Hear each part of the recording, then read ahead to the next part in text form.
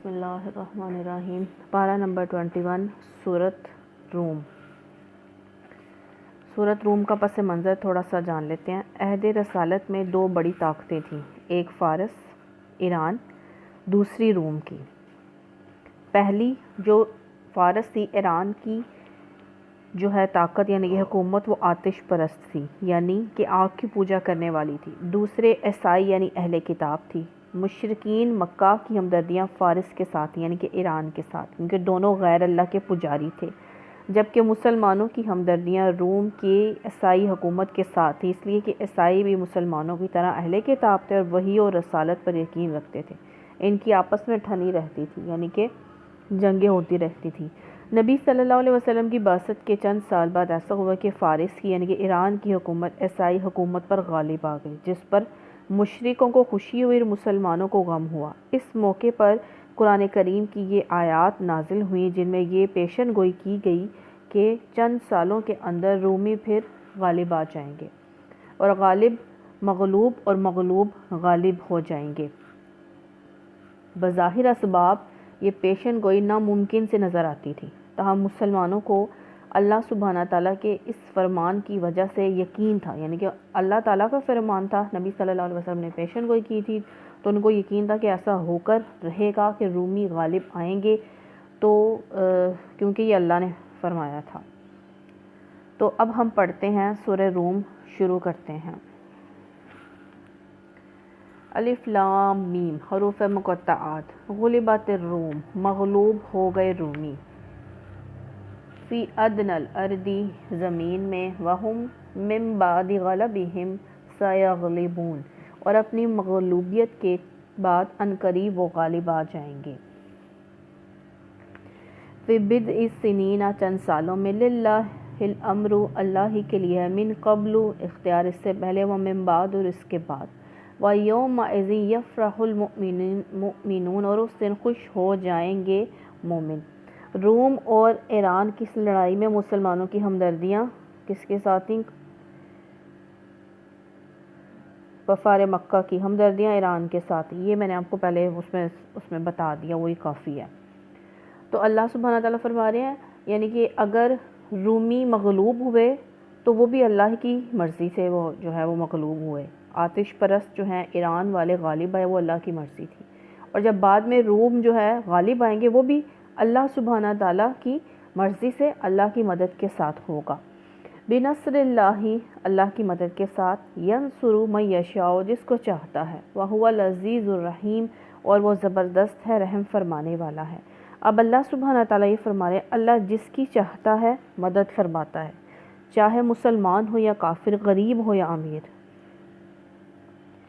وعد اللہ، وعدہ ہے اللہ کا، لا یخلف اللہ، خلاف نہیں کرے گا اللہ وعدہ اپنے وعدے کے، ولکن اکثر الناس، لیکن اکثر لوگ، لا یعلمون، نہیں جانتے ہیں۔ یعنی جب انسان ظاہریت کو دیکھتے ہیں تو اللہ کے وعدے پورے ہونے پر یقین نہیں کرتے۔ ہماری نظر ظاہر دیکھتی ہے، اگر اخلاص ہو تو ایمان ہو تو ہمارے ساتھ بھی اللہ کے وعدے سچے ہو سکتے ہیں۔ جس کے اندر ایمان ہو وہ ہر آزمائش سے سبق حاصل کرتا ہے اور صبر کرتا ہے۔ جیسے رومی جو ہے مغلوب ہوئے لیکن وہ دین پر رہے، اللہ کا وعدہ تھا کہ غالب آؤ گے، تو اللہ نے پھر ان کو غالب کیا۔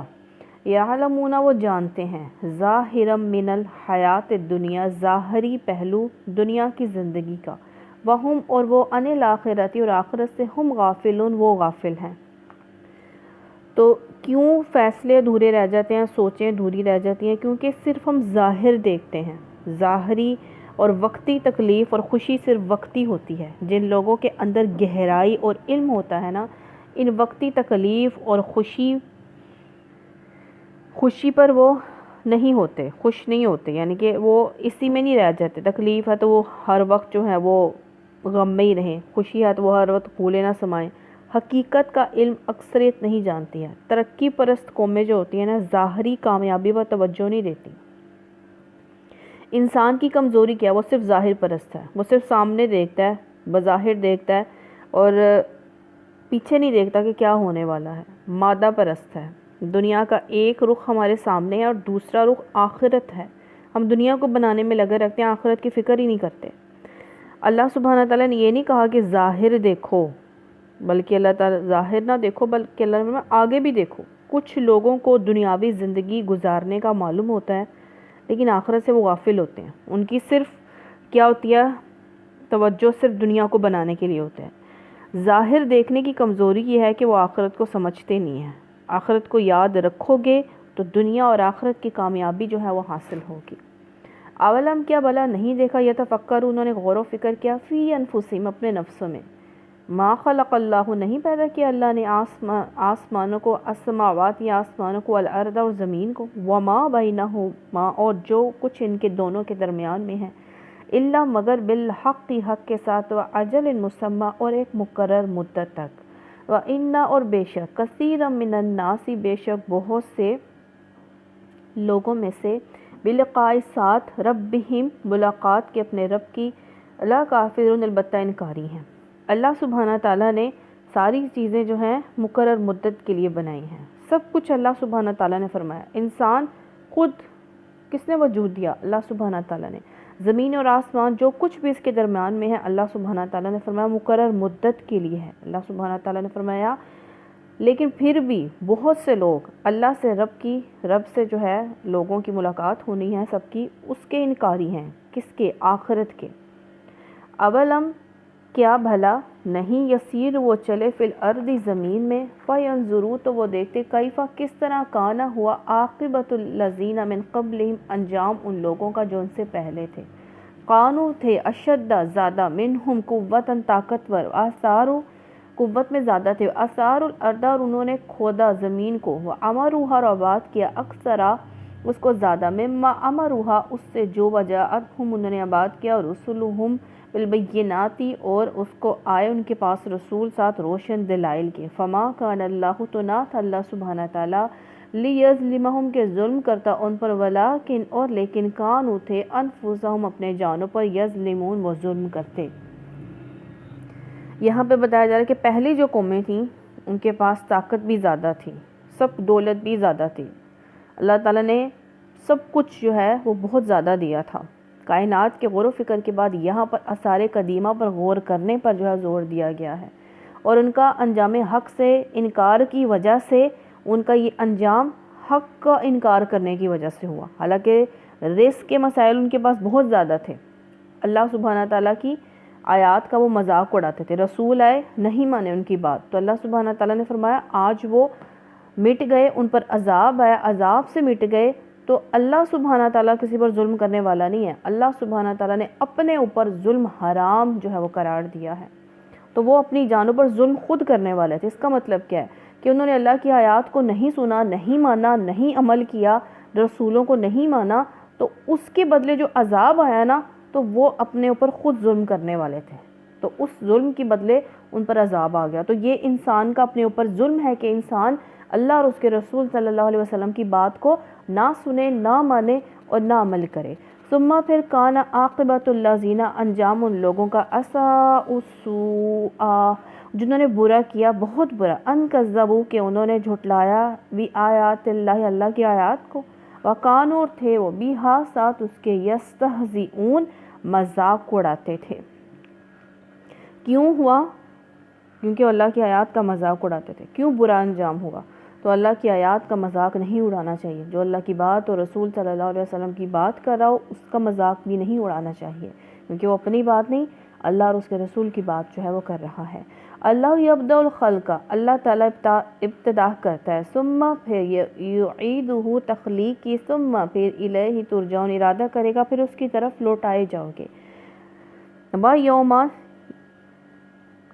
یعنی کہ اللہ سبحانہ تعالیٰ فرما رہے ہیں کہ اللہ تعالیٰ نے پیدا کیا، جب مر جائے گا انسان دوبارہ پیدا کرنے پر بھی وہی قادر ہے، اسی کی طرف پلٹ کر جانا ہے. تو جس کی طرف جانا ہے، جس کا سب کچھ ہے، تو اس کی مان کر جو ہے وہ زندگی گزارنی چاہیے، تاکہ جس کے پاس پلٹ کر جانا ہے، ہمیشہ کے لیے جانا ہے، تو وہاں بھی منہ دکھانے کے جو ہے وہ قابل ہو سکیں. وَيَوْمَ تَقُومُ السَّاعَةُ پھر اس قائم ہوگی جس دن قیامت، یبلسُ نا امید ہو جائے گا المجرمون مجرم، غم کی شدت کی وجہ سے کوئی جواب نہ دے سکیں گے، اپنے انجام کو وہ دیکھتے رہ جائیں گے، نا امید کیوں ہو جائیں گے؟ کیونکہ جن سے امیدیں لگائی تھی نا کہ یہ ہمیں بچا لیں گے، تو وہاں پہ وہ اللہ سبحانہ تعالیٰ کے نافرمان نکلیں گے۔ جن کے پیچھے لگ کر اللہ کو جو ہے وہ چھوڑا ہوگا، اللہ اور اس کے رسول صلی اللہ علیہ وسلم کی اطاعت کو چھوڑا ہوگا، تو وہاں پہ وہ کوئی کام نہیں آ سکے گا۔ جن سے امیدیں لگا کر اللہ کی نافرمانی کی ہوگی، وہاں سب کوئی بھی کسی کو دیکھے گا نہیں۔ وَلَمْ يَكُنْ لَهُمْ، نہ ہوں گے ان کے لیے، مِنْ شُرَكَائِهِمْ، اپنے شریکوں میں سے، شفعاء، سفارش کرنے والے، اور وہ ہو جائیں گے بِشُرَكَائِهِمْ، اپنے شریکوں کے، کافرین، انکاری۔ وہاں پہ پتہ چل جائے گا، وہاں پہ مان جائیں گے۔ یہ اس وقت یہ مشرکین خود اس بات کا اقرار کریں گے کہ ہم ان کو خدا کا شریک ٹھہرانے پر غلطی پر تھے، انکار کر دیں گے، لیکن تب انکار کرنے کا کوئی فائدہ نہیں ہوگا۔ عمل کرنا ہے دنیا میں، زندگی میں، مرنے کے بعد عمل کا جو ہے وہ ختم ہو جائے گا وقت۔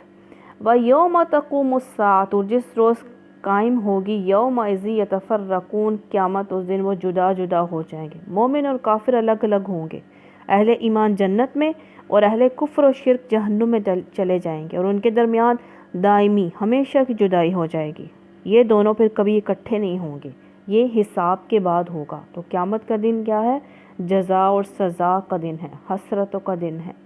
فَأَمَّا الَّذِينَ، تو رہے وہ لوگ، آمنوا، جو ایمان لائے، وَعَمِلُوا الصَّالِحَاتِ، انہوں نے عمل کیے اچھے، فَهُمْ، تو وہ، فِي رَوْضَةٍ يُحْبَرُونَ، ایک باغ میں خوش و خرم جو ہے وہ کر دیے جائیں گے، جنت میں اکرام یعنی کہ عزت اور انعام سے نوازا جائے گا۔ ایک باغ، انسان کو ایک باغ نہیں ملے گا، اللہ تعالیٰ پتہ نہیں کتنا جو ہے انسان کو نوازے گا۔ یہ انسان کو ہے دکھانے کے لیے ایک باغ اتنا خوبصورت ہو، تو اللہ سبحانہ تعالیٰ نے یہ بتایا کہ خوبصورتی سے جو ہے، خوبصورت انعام سے، عزت کے ساتھ جو ہے انسان کو جو ہے وہ اللہ سبحانہ تعالیٰ نوازے گا۔ کن کو؟ جنہوں نے عمل اچھے کیے، نیک عمل کیے، ایمان لے آئے، وہ اللہ، ایمان یعنی کہ مان گئے اللہ اور اس کے رسول کی بات کو اور عمل کر لیا۔ وَأَمَّا الَّذِينَ، رہے وہ لوگ، کفروا، جنہوں نے کفر کیا، وَكَذَّبُوا، اور جھٹلایا، بِآیاتِنَا، ہماری آیات کو، وَلِقَاءِ الْآخِرَةِ، اور ملاقات کو، آخرت کی، فَأُولَئِکَ، تو یہی لوگ، عذاب محضرون، حاضر رکھے جائیں گے، یعنی کہ جنہوں نے جھٹلا دیا ان پر عذاب جو ہے وہ ضرور آ کر رہے گا، اور عذاب جو ہے وہ ختم نہیں ہوگا۔ تو اللہم اجرنا من النار۔ وسبحان اللہ، پس پاک ہے اللہ، حین، جب تم سونا، تم شام کرتے ہو، حین تصبحون، اور جب تم صبح کرتے ہو تو اس کی تعریف جو ہے وہ کیا کرو۔ وَلَهُ الْحَمْدُ، اور اسی کے لیے تعریف ہے۔ اللہ سبحانہ تعالیٰ فرما رہے ہیں صبح شام جو ہے وہ تعریف جو ہے وہ کیا کرو۔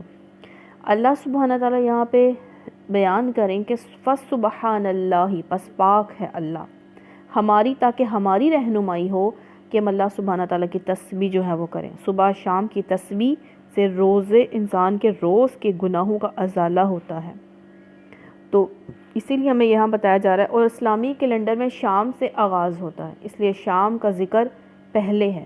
تسبیح سے مراد نماز لی گئی ہے، تو پتہ ہو، فائدہ بھی ہے، معلوم ہو، اور نہ کریں تو یہ علم سے بے وفائی ہے۔ یعنی کہ انسان کو پتہ ہے کہ ہم نے صبح شام اللہ کا ذکر کرنا ہے، 5 وقت کی نماز پڑھنی ہے، قرآن پاک پڑھنا ہے، تو وہ نہ کرے، تو ایسا علم جاننے کا کوئی فائدہ نہیں ہے، کیونکہ علم انسان اپنے نالج کے لیے لے رہا ہے، اپنے علم میں اضافے کے لیے تو علم حاصل کر رہا ہے، عمل کے لیے نہیں کر رہا۔ تو علم ہمیشہ عمل کے لیے جو ہے وہ حاصل کرنا چاہیے۔ وَلَهُ الْحَمْدُ، تم صبح کرتے ہو، السماوات، اور آسمانوں میں، والارض، اور اسی کے لیے تعریف، وَلَهُ الْحَمْدُ فِي السَّمَاوَاتِ، آسمانوں میں، والارض، اور زمین میں، عشیا وحین تظہرون، تیسرے پہر جس وقت تم ظہر کرتے ہو۔ یہاں پہ ساری نمازوں کا جو ذکر آ رہا ہے۔ یخرج الحیہ، تم ظہر کرتے تھے، من المیتی، یخرج الحیہ، وہ نکالتا ہے زندہ کو، من المیتی، مردہ سے، و یخرج، اور نکالتا المیتہ، مردہ کو، من الحی، زندہ سے، و یحیی الارض، اور وہ زندہ کرتا ہے زمین، بعد موتہا، اس کی موت کے بعد، وکذالک تخرجون، اور اسی طرح تم سب نکالے جاؤ گے۔ اب اس میں اللہ سبحانہ تعالیٰ فرما رہے ہیں کہ اللہ سبحانہ تعالیٰ زندہ سے مردہ، انڈے سے مرغی جو ہے وہ نکل آتی ہے، مرغی سے انڈا نکل آتا ہے، مومن کے گھر کافر پیدا ہو جاتا ہے، کافر کے گھر مومن پیدا ہو جاتا ہے۔ تو اللہ تعالیٰ جب دنیا میں سب کچھ کر سکتا ہے تو وہ موت کے بعد بھی انسان کو دوبارہ زندہ کرے گا اور اسی کی طرف جو وہ پلٹ کر جانا ہے، وہ ہر چیز پر قادر ہے۔ تو اللہ تعالیٰ ہم نے جو کچھ پڑھا ہمیں اس پر عمل کرنے کی توفیق عطا فرمائے، اور جو غلطی کوتاہی ہو اللہ ہمیں معاف فرمائے۔ سبحانک اللہم و بحمدک، نشہد ان لا الہ الا انت، نستغفرک و نتوب الیک۔